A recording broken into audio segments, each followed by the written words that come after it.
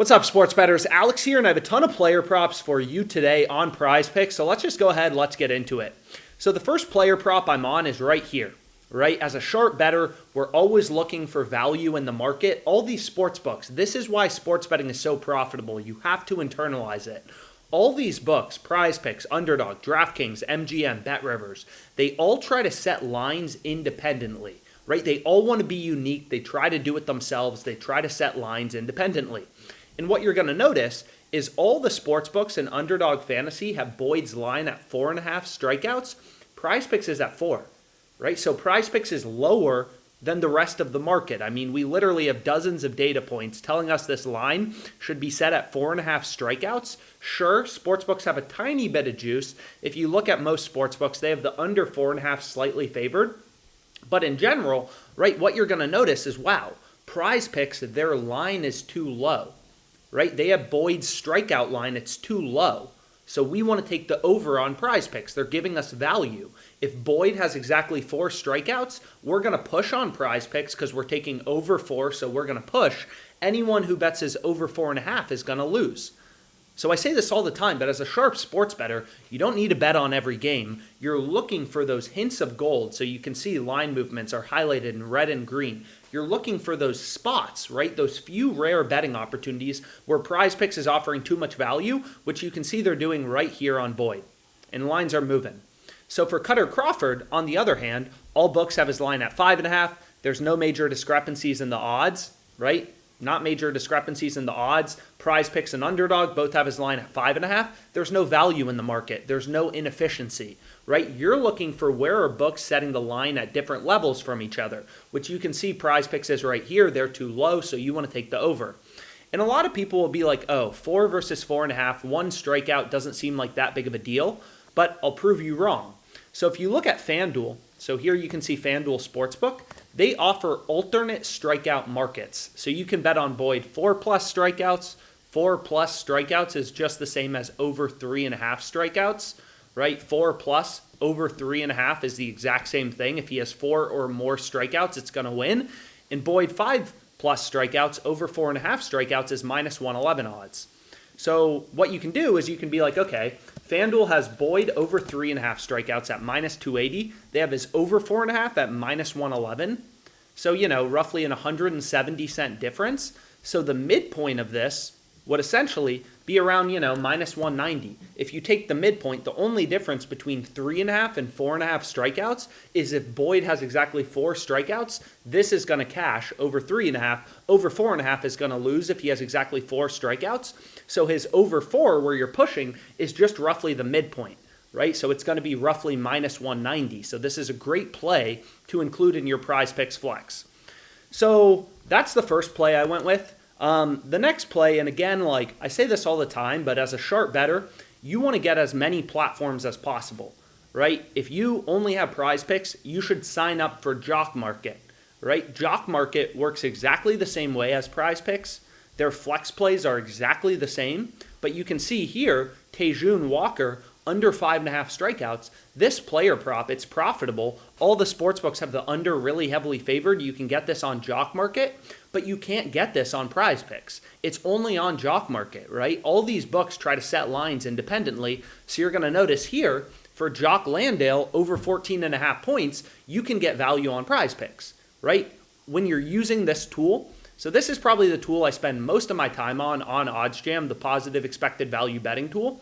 And all this tool does is it scans PrizePicks, Jock Market, Parlay Play, all these platforms you use and shows you where the value is, right? Where are spots where sportsbooks have an over or an under really heavily favored, right? So, for example, Drew Rasmussen, all the books you can see right here, they have his over 5.5 strikeouts, really heavily favored. You can get this on Jock Market in your entry at -119. So this is a profitable play, right? This is a really profitable play. So it looks like most of the value this morning's on Jock Market. So if you only have PrizePicks, you're missing out on these profitable plays. But long story short, the second play I went with is Jock Landale, over 14.5 points right here from the positive EV tool. There's also some value on Parlay Play. So, again, get more sports books. I say it all the time, but there's 188 sports books on OddsJam. They're not all going to be available in your location, right? Different states have different sports books. So you can see here, you can switch around, your location on OddsJam. Canada has different sports books than the US, stuff like that. But you can see the top plays are on BetRivers.